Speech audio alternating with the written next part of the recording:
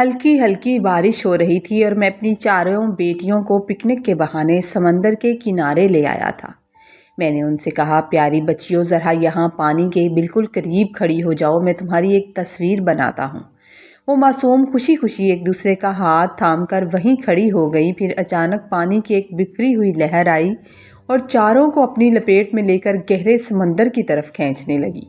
وہ چاروں معصوم جانیں لہروں کے بیچ تڑپنے لگیں۔ وہ اپنا ننھا سا ہاتھ میری طرف بڑھا رہی تھی۔ ان کی آنکھوں میں خوف تھا اور زبان پر صرف ایک ہی پکار تھی کہ بابا ہمیں بچا لو، بابا ہمیں پکڑ لو۔ میں دور کھڑا خاموشی سے یہ سب دیکھتا رہا۔ میری آخری بچی نے بھی ڈوبتے ہوئے آخری بار میری طرف حسرت سے دیکھا تھا اور وہ بھی لہروں کی نظر ہو گئی تھی۔ جب وہ آخری پکار بھی خاموش ہو گئی تو میں نے ایک طویل سکون کا سانس لیا اور مڑ کر اپنے گھر کی طرف چل پڑا۔ میرا نام سجاد ہے اور میں ایک سرکاری اسکول میں معمولی سا مدرس ہوں۔ میری زندگی کی کہانی خوشیوں سے زیادہ سمجھوتوں اور قربانیوں کی داستان ہے۔ جب میں محض 22 سال کا تھا تبھی میرے سر سے باپ کا سایہ اٹھ گیا۔ ابا کے انتقال کے بعد گھر کی پوری ذمہ داری میرے نحیف کندھوں پر آ گئی۔ گھر میں 5 بہنیں تھیں اور میں اکیلا بھائی تھا۔ ان کے مستقبل کی فکر نے میری اپنی جوانی کے تمام رنگ اڑا دیے۔ میں نے اپنی پوری زندگی ان کی خاطر وقف کر دی۔ صبح اسکول میں بچوں کو پڑھاتا، دوپہر کو تھکا ہارا گھر لوٹتا تو آرام کی بجائے پھر سے کمر بستہ ہو جاتا اور رات گئے تک ٹیوشن پڑھاتا رہتا، ایک ایک کے پائی جوڑ سکوں۔ ان 5 بہنوں کو بیاہنا کوئی آسان کام نہ تھا۔ میں نے ایک ایک کر کے سب کی شادیاں کی، مگر ان کی رخصتی کے لیے مجھے اپنی بساط سے کہیں بڑھ کر قرض اٹھانا پڑا۔ بینکوں سے لون لیا، محلے کے سیٹھوں کے آگے ہاتھ پھیلائے اور سود در سود ایسے چکر میں پھنسا کہ آج تک اس سے نہیں نکل پایا۔ جب میری 5ویں اور آخری بہن کی ڈولی اٹھی تو میں نے صحن میں بیٹھ کر ایک طویل اور گہرا سکون کا سانس لیا۔ مجھے لگا جیسے ہمالیہ جتنا بوجھ میرے سر سے اتر گیا ہو۔ میں نے سوچا کہ اب شاید میری اپنی باری ہے، اب شاید میں اپنے لیے جی سکوں گا۔ مگر قرضوں کی وہ فہرست جو میرے بٹوے میں دبی رہتی تھی وہ مجھے چین سے سونے نہیں دیتی تھی۔ ایک دن ماں نے میرے پاس بیٹھ کر بڑے پیار سے میرا ہاتھ تھاما اور کہا، بیٹا سجاد، اب تیری عمر بھی نکلتی جا رہی ہے۔ میں نے تیری 5 بہنوں کے گھر بسا دیے، اب میری خواہش ہے کہ تیرا گھر بھی آباد ہو جائے۔ میں نے اپنے پرانے واقف کاروں کے ہاں ایک لڑکی دیکھی ہے، بڑی نیک بخت اور صابر ہے، بس تو ہاں کر دے۔ میں نے ماں کی بات نہیں ٹالی، مگر میرے ذہن میں ایک ہی حساب کتاب چل رہا تھا کہ اگر میری شادی کسی کھاتے پیتے گھرانے میں ہو جائے تو شاید سسرال سے ملنے والے جہیز یا نقدی سے میرا کچھ قرض اتر جائے۔ مگر جب شادی کا دن آیا تو میری تمام امیدیں خاک میں مل گئیں۔ وہ غریب گھرانے کی لڑکی تھی، اس کا باپ مشکل سے 2 وقت کی روٹی پوری کرتا تھا۔ وہ خالی ہاتھ میرے گھر آ گئی۔ شادی کے پہلے ہی دن جب میں نے اس کے لائے ہوئے مختصر سے سامان کو دیکھا تو میرا دل کھٹا ہو گیا۔ ایک شام میں برآمدے میں بیٹھا چائے پی رہا تھا کہ ماں پاس آ کر بیٹھ گئی۔ میں نے ضبط کا بندھن توڑتے ہوئے کہا، اماں یہ آپ نے کیا کیا؟ میں نے اپنی پوری زندگی، اپنی ساری جوانی ان 5 بہنوں کی خاطر برباد کر دی۔ ان کی شادیوں پر لاکھوں روپے لگائے، قرضے اٹھائے۔ میں تو سمجھا تھا کہ میری اپنی شادی ہوگی تو مجھے بھی کچھ ملے گا۔ کیا اس لڑکی کا باپ اتنا مجبور تھا کہ اس نے اپنی بیٹی کو خالی ہاتھ بھیج دیا؟ ماں نے دکھ بھری آواز میں کہا، بیٹا رشتہ شرافت دیکھ کر کیا جاتا ہے، دولت دیکھ کر نہیں۔ وہ لڑکی بہت سلیقہ شار ہے، تیرے گھر کو سنبھال لے گی۔ گھر تو سنبھال لے گی اماں، مگر میرے قرضوں کا کیا ہوگا؟ میں نے غصے سے چنگاڑتے ہوئے کہا، مجھے امید تھی کہ جہیز میں کوئی گاڑی یا کم از کم ایک اچھی موٹر سائیکل تو ملے گی جسے بیچ کر میں بینک کی قسطیں اتار سکوں گا، مگر یہاں تو سوائے ایک پرانے بکسے کے کچھ بھی نہیں آیا۔ اگلے ہی دن جب میں اسکول جانے کے لیے گھر سے نکلا تو گلی کی موڑ پر ایک پرانا دوست زاہد مل گیا۔ وہ اپنی نئی چمچماتی بائک پر سوار تھا اور اس کے چہرے پر ایک فاتحانہ مسکراہٹ تھی۔ اس نے بائک روک کر مجھے ٹوکا، اوہو سجاد میاں، مبارک ہو بھائی، سنا ہے دلہا بن گئے ہو، تو پھر سناؤ سسرال والوں نے کیا نوازا؟ گاڑی ملی ہے یا پھر تم بھی ہماری طرح بائک پر ہی گزارا کرو گے؟ میں نے جھینپ کر نظریں جھکا لیں اور کوئی جواب نہیں دیا تو وہ کہکا لگا کر بولا، یار حد ہے، تم تو ایک سرکاری ٹیچر ہو، تمہاری تو بڑی مانگ ہونی چاہیے تھی۔ میں تو سمجھا تھا کہ تمہارا سسرال تمہاری قسمت بدل دے گا، تم اس گاڑی کو بیچ کر اپنے پرانے قرضے اتار سکو گے جس کا تم ہر وقت رونا روتے تھے۔ لگتا ہے تمہیں بھی خالی ہاتھ ہی ٹرکھا دیا گیا ہے۔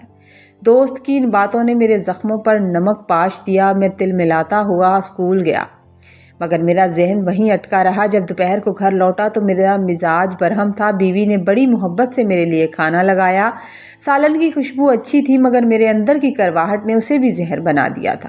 جیسے ہی میں نے پہلا نوالا لیا، مجھے نمک تھوڑا تیز محسوس ہوا۔ بس یہی وہ بہانہ تھا جس کی مجھے تلاش تھی۔ میں نے غصے سے تھالی اٹھائی اور پوری قوت سے اسے سامنے والی دیوار پر دے مارا۔ یہ کیا پکا کر لائی ہو؟ نہ تمہارے باپ نے کوئی جہیز دیا، نہ ہی تمہارے سالن میں نمک کا تمہیں اندازہ ہے۔ میری زندگی تو تم لوگوں نے جہنم بنا دی۔ میری بیوی سہم کر کونے میں جا کھڑی ہوئی۔ اس کی آنکھوں سے آنسو بہہ رہے تھے، مگر میرے دل میں اس کے لیے کوئی ہمدردی نہیں تھی۔ میرے سر پر صرف وہ قرض اور معاشرے کے طعنے سوار تھے۔ شادی کے 1 سال بعد جب میری بیوی امید سے ہوئی تو گھر میں ایک خوشی کی لہر دوڑ گئی۔ میری ماں صدقے واری جا رہی تھی، مگر میرے اندر ایک خوف سا بیٹھ گیا تھا۔ میں راتوں کو اٹھ کر حساب کرتا کہ اگر بیٹا ہوا تو وہ کتنا کما سکے گا، اگر بیٹی ہوئی تو میرا کیا بنے گا۔ پھر وہ دن آ ہی گیا جس کا مجھے ڈر تھا۔ ہاسپٹل کے ٹھنڈے کوریڈور میں بیٹھی جب نرس نے آ کر مجھے مبارکباد دی کہ اللہ نے بیٹی دی ہے، تو مجھے ایسا لگا جیسے کسی نے میرے سینے پر بھاری وزنی پتھر رکھ دیا ہو۔ میں نے وہیں بینچ پر اپنا سر گرا لیا۔ جب ماں نے اندر جا کر اپنی پوتی کا چہرہ دیکھا تو وہ نہال ہو گئی اور باہر آ کر میرا ہاتھ تھام لیا۔ بیٹا سجاد، اللہ کا شکر ادا کرو، گھر میں رحمت آئی ہے۔ دیکھ تو صحیح، بالکل تجھ پر گئی ہے۔ میں نے اپنی ماں کی طرف ایسی نظروں سے دیکھا جس میں صرف تلخی تھی۔ میں نے دبی ہوئی آواز میں کہا، اماں کیسی رحمت؟ میں نے اپنی پوری جوانی 5 بہنوں کی شادیاں کرتے اور ان کے نخرے اٹھاتے گزار دی۔ ابھی ان کے قرضوں سے جان نہیں چھوٹی کہ اب یہ ایک نیا سلسلہ شروع ہو گیا۔ اب پھر سے مجھے 20 سال 1-1 روپیہ جوڑنا ہوگا، اس کی تعلیم، اس کے کپڑے اور پھر آخر میں جہیز کا وہ پہاڑ جو مجھے سر کرنا ہوگا۔ میں تو ساری زندگی بس دوسروں کی جوتیاں سیدھی کرتا رہوں گا، میرا اپنا کیا ہے؟ ماں نے مجھے سمجھانے کی کوشش کی، مگر میرا دل پتھر کا ہو چکا تھا۔ وقت گزرتا گیا اور میری بیٹی بڑی ہونے لگی۔ وہ جب بھی میرے پاس آتی میں اسے دیکھ کر صرف آنے والے خرچے کا حساب لگاتا۔ ابھی وہ مشکل سے 2 سال کی ہوئی تھی کہ دوسری بیٹی پیدا ہو گئی۔ اب تو میرا پارا ہی ختم ہو گیا تھا۔ میں گھر میں کم اور باہر زیادہ رہنے لگا تھا، کیونکہ گھر میں موجود ان بچیوں کی معصوم آوازیں مجھے اپنے قرضوں کی پکار لگتی تھی۔ پھر تیسری بار جب میری بیوی حاملہ ہوئی تو میں نے پیروں فقیروں کے چکر کاٹے، اللہ سے گڑ گڑا کر بیٹا مانگا، مگر قدرت کو شاید میری روح کا امتحان لینا تھا۔ اس بار جڑواں بیٹیاں پیدا ہوئیں، 4 بیٹیاں۔ یہ سنتے ہی میرے پیروں تلے سے زمین نکل گئی۔ اب میرا گھر مجھے گھر نہیں بلکہ ایک قید خانہ لگنے لگا تھا۔ میں جب بھی گھر داخل ہوتا ان 4 بچیوں کی ہنسی مجھے شور لگتی، ان کا میرے گلے لگنا مجھے بوجھ لگتا۔ ان کی چھوٹی چھوٹی معصوم فرمائشیں میرے زخموں پر نمک چھڑکتی تھی۔ میرا دل چاہتا تھا کہ میں کہیں دور بھاگ جاؤں، جہاں کہیں مجھے کوئی بابا نہ کہے۔ اسی دوران ایک شام میں چائے کے ہوٹل پر بیٹھا تھا کہ میرا وہی پرانا دوست آ گیا۔ وہ اپنی نئی موٹر سائیکل پر سوار تھا۔ اس کی زندگی بڑی پرسکون تھی۔ اس نے مجھے دیکھ کر ایک طنزیہ کہکا لگایا، اوہو سجاد بھائی، سنا ہے آپ کے گھر تو 4 رحمتیں ہو گئی ہیں۔ ماشاءاللہ، کیا قسمت پائی ہے آپ نے۔ پہلے 5 بہنوں کا بوجھ اٹھایا، اب ان 4 بیٹیوں کی شادیاں کرو گے۔ میاں تمہاری تو پوری زندگی بس دوسروں کی ڈولیاں اٹھانے میں نکل جائے گی۔ تم اپنے لیے کب جیو گے؟ کوئی گاڑی یا گھر تو تمہارا بننے سے رہا، بس ان بیٹیوں کے جہیز اکٹھے کرو گے۔ زاہد کی اس بات نے میرے دماغ میں ایک شیطانی جنون بھر دیا۔ میں اس رات گھر واپس آیا تو اپنی 4 بیٹیوں کو سوتا ہوا دیکھ کر میرے دل میں ہمدردی کے بجائے نفرت کی ایک لہر اٹھی۔ مجھے لگا کہ یہ 4 بچیاں میری ترقی، میری گاڑی، میرے اچھے کپڑوں اور میرے سکون کے راستے کی سب سے بڑی دیوار ہیں۔ اسی رات میں نے ایک فیصلہ کر لیا۔ اگلی صبح آسمان پر گہرے بادل تھے اور ہلکی ہلکی بوندیں برس رہی تھی۔ سمندر کا موسم بہت سہانا تھا، مگر میرے دل میں ایک طوفان مچا ہوا تھا۔ میں نے اپنی بیوی سے بڑے پیار سے کہا، آج موسم بہت اچھا ہے، میرا دل کر رہا ہے میں اپنی بیٹیوں کو سمندر کی سیر کرانے لے جاؤں۔ میں نے ان کے ساتھ بہت وقت ضائع کیا ہے، اب میں ان کے ساتھ کچھ وقت گزارنا چاہتا ہوں۔ میری بیوی نے حیرت اور خوشی سے مجھے دیکھا، اس کی آنکھوں میں چمک آ گئی۔ اسے اپنے کانوں پر یقین نہیں آ رہا تھا، کیونکہ میں نے کبھی ان بچیوں کو ٹھیک سے گود میں بھی نہیں لیا تھا۔ اس نے جلدی جلدی 4 کو تیار کیا، ان کے بہترین کپڑے پہنائے اور انہیں میرے ساتھ بھیج دیا۔ وہ معصوم میرا ہاتھ تھام کر چہکتی ہوئی گھر سے نکلی تھی۔ انہیں کیا معلوم تھا کہ ان کا اپنا باپ، جس کی وہ انگلی تھام کر چل رہی ہیں، انہیں موت کے گھاٹ اتارنے جا رہا ہے۔ میں انہیں سمندر کے اس ویران مقام پر لے گیا جہاں لہریں بہت سرکش اور گہری تھیں۔ میں نے انہیں پانی کے بالکل قریب ایک قطار میں کھڑا کیا اور کہا کہ میری پیاری بچیوں، یہاں کھڑی ہو جاؤ، میں تمہاری ایک تصویر بناتا ہوں۔ وہ معصوم خوشی خوشی وہیں کھڑی ہو گئیں۔ پھر اچانک پانی کی ایک بہت تیز اور بڑی لہر آئی۔ ان چاروں نے ڈر کر میری طرف ہاتھ بڑھائے۔ ان کی آنکھوں میں خوف تھا اور زبان پر صرف ایک ہی پکار تھی، بابا ہمیں بچا لو، ہمیں پکڑ لو۔ وہ لہر ان کے ننھے وجودوں کو اپنی لپیٹ میں لے کر گہرے سمندر کی طرف کھینچنے لگی۔ میں دور کھڑا ساکت و جامد دیکھتا رہا۔ پھر پہلی بیٹی ڈوبی، پھر دوسری، پھر تیسری، اور جب میری چوتھی اور آخری بچی کی پکار بھی اسی شور میں دب گئی تو میں نے ایک طویل اور گہرے سکون کا سانس لیا تھا۔ اب میرا بوجھ اتر چکا تھا۔ مجھے دنیا کو دکھانے کے لیے ایک نیا روپ دھارنا تھا۔ میں نے خود کو سمندر کے پانی میں بھگو لیا، اپنے کپڑے کیچڑ میں لت پت کیے، اپنے بال بکھیرے اور ننگے پاؤں روتا پیٹتا گھر کی طرف چل پڑا تھا۔ جیسے ہی گھر میں داخل ہوا میں نے زور سے آواز لگائی، تباہ ہو گیا، میں لٹ گیا۔ میں نے دھاڑے مار کر رونا شروع کر دیا۔ میری ماں اور میری بیوی دوڑتی ہوئی باہر آئیں۔ کیا ہوا سجاد، بچیاں کہاں ہیں؟ بیوی نے لرزتی ہوئی آواز میں پوچھا۔ میں نے زمین پر بیٹھ کر اپنا سینہ پیٹا اور چیخ کر کہنے لگا، وہ لہریں، وہ ظالم لہریں، میں انہیں تصویر کے لیے کھڑا کر رہا تھا کہ اچانک ایک لہر آئی اور میں نے انہیں بچانے کی بہت کوشش کی۔ دیکھو میرے کپڑے، میں خود مرتے مرتے بچا ہوں پر میں اپنی بچیوں کو نہیں بچا سکا۔ وہ سب میری آنکھوں کے سامنے بہہ گئیں۔ میری اداکاری اتنی جاندار تھی کہ ان بیچاروں کو ذرا بھی شک نہ ہوا۔ ان کے سامنے کھڑا شخص ہی ان کا قاتل ہے۔ پورا گھر ماتم کدہ بن گیا اور میں اندر ہی اندر اس سکون کا مزہ لے رہا تھا کہ اب مجھے کسی کا جہیز نہیں بنانا پڑے گا۔ بچیوں کے جانے کے کئی ماہ بعد جب میرے گھر کی فضا میں ایک عجیب سی گھٹن رہی، میری بیوی تو جیسے بولنا ہی بھول گئی تھی۔ وہ گھنٹوں صحن میں لگی اس پرانی بیری کے نیچے بیٹھی رہتی اور خالی نظروں سے سامنے دیوار کو تکتی رہتی۔ اسے لگتا تھا کہ شاید اس کی چاروں بیٹیاں دیوار کے پیچھے سے ابھی ہنستی ہوئی باہر نکلیں گی اور اسے امی کہہ کر پکاریں گی، مگر میرے اندر ایک عجیب بے رحم اور شیطانی قسم کا سکون تھا۔ میں نے اپنے ذہن سے ان چاروں کے چہرے مٹا دیے تھے۔ میں جب بھی رات کو اکیلا ہوتا اپنا حساب کتاب والا رجسٹر نکالتا، ان لکیروں کو کاٹ دیتا جو ان کے جہیز کے لیے میں نے بنائی تھی۔ میں آزاد ہو گیا تھا، کم از کم اس وقت مجھے یہی لگتا تھا۔ 2 سال گزرے تو اللہ نے پھر ہماری سونی گود ہری کر دی اور اس بار اللہ نے مجھے جڑواں بیٹے دیے۔ میری خوشی کی کوئی انتہا نہیں تھی۔ میں نے پورے محلے میں مٹھائیاں بانٹی، اسکول کے ہر چپڑاسی، ہر ٹیچر کو دعوت دی اور فخر سے سر اٹھا کر چلنے لگا۔ میں اپنی ماں کے قدموں میں بیٹھ کر کہتا، اماں دیکھ، اللہ نے میری سن لی، آخر میرے گناہوں کی سزا مجھے کیوں ملتی؟ میں نے تو سارا جیون اپنی بہنوں کی خاطر وار دیا تھا۔ یہ بیٹے اب میرا مان بڑھائیں گے۔ کچھ عرصہ بعد اللہ نے ایک اور بیٹا دیا۔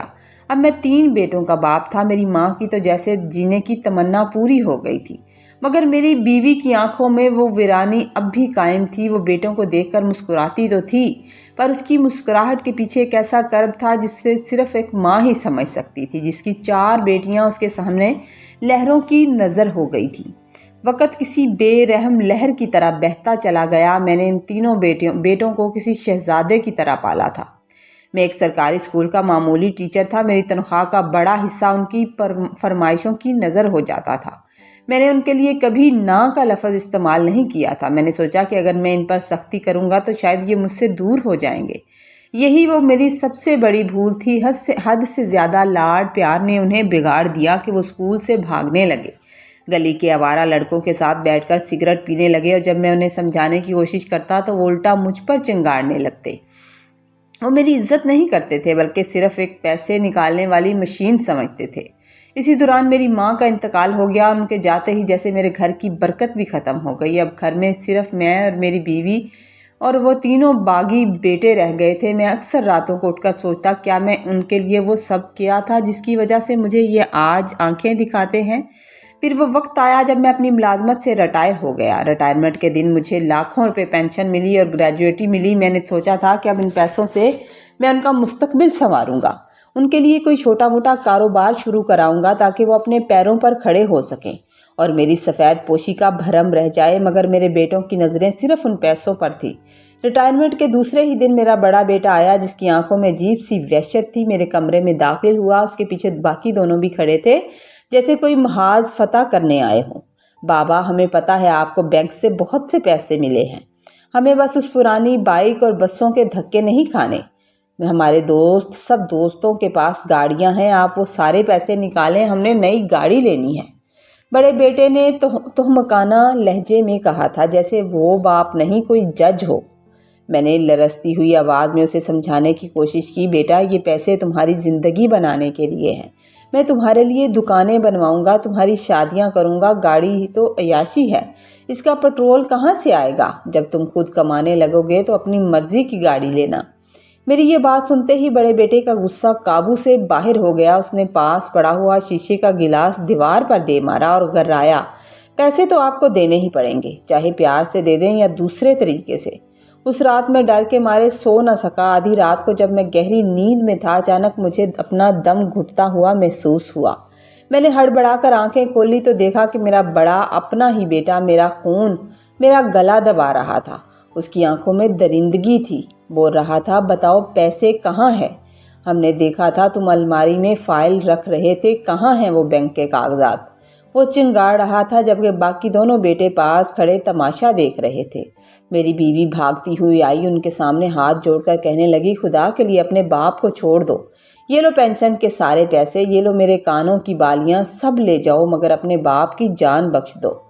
उसने रोते हुए तमाम जमा पूंजी उनके हवाले कर दी। वो रकम छीन कर वहाँ से ऐसे निकले जैसे हमारा उनसे कोई रिश्ता ही ना हो। वो मेरे बेटे नहीं थे, वो मेरे गुनाहों का हिसाब लेने आए थे, जल्लाद थे। उस वक़्त मुझे अपनी माँ की कही हुई वो बात याद आ रही थी कि बेटियों की मौत पर मातम करते हुए जो मेरी माँ ने मुझसे कही थी कि सज्जाद, बेटियाँ तो अल्लाह की रहमत होती हैं, कहीं इनका नाहक खून तुम्हारे बुढ़ापे का रोग न बन जाए। मैं वहीं फर्श पर ढेर हो गया और धाड़े मार कर रोने लगा। बेटों का रवैया रोज़ बरोज़ बदतर होता जा रहा था। वो नशे की हालत में पड़ गए और जब पेंशन के पैसे ख़त्म हो गए तो वो हमें मारते पीटते कि हमें पैसे ला कर दो। वो मेरी बीवी को धक्के देते, मुझ पर हाथ उठाते। एक सर्द रात जब वो नशे में धुत गहरी नींद सो रहे थे, मैंने और मेरी बीवी ने खामोशी से अपना कुछ ज़रूरी सामान एक पुरानी गठरी में बांधा और हमेशा के लिए वो घर छोड़ दिया जिसे मैंने अपनी जवानी देकर बनाया था। अब हम एक दूर दराज गुमनाम शहर में एक तंगो तारीख किराए के मकान में रहते हैं। मैं सुबह एक छोटी सी दुकान पर बैठता हूँ और मेरी बीवी लोगों के कपड़े सीती है। सुना है वो तीनों अब दरबदर ठोकरें खा रहे हैं। बड़ा बेटा कहीं मजदूरी करता है और छोटे फाकों की नौबत तक पहुँच गए हैं। मैं कभी कभी भेस बदल कर उन्हें दूर से देखने ज़रूर जाता हूँ तो मेरा दिल कट जाता है कि अगर मैं उनके सामने आता, क्योंकि मुझे डर लगता है कि वो फिर से मेरा गला ना दबा दें। मगर आज जब मैं और मेरी बीवी छोटे से कमरे में खामोश बैठे होते हैं तो हमें वो चार नन्हे या हाथ याद आते हैं जो समंदर की लहरों में डूबते वक्त हमारी तरफ बढ़े थे। आज मुझे अपनी ज़िंदगी की सबसे बड़ी सच्चाई का एहसास होता है कि वो बेटियां बोझ नहीं थी, वो तो फरिश्ते थे जो मेरे घर को रहमत से भरने आए थे, जिन्हें मैंने अपने हाथों से कत्ल कर दिया था। और ये बेटे जिन्हें मैंने अपना सहारा समझा था, वो मेरे लिए दुनिया में ही जहन्नम का इज़ाब बन गए थे। अब मैं हर वक्त जाए नमाज पर बैठकर अल्लाह से सिर्फ एक ही दुआ मांगता हूँ, ऐ मेरे अल्लाह मुझे माफ़ कर दे, मैंने तेरी रहमत को ठुकरा कर अपनी आक़िबत बर्बाद कर ली। मेरी ज़िंदगी की शाम होने को है, मगर पछतावे की ये आग कभी ठंडी नहीं होगी। स्टोरी अच्छी लगे तो प्लीज़ लाइक कीजिएगा। अल्लाह हाफिज़।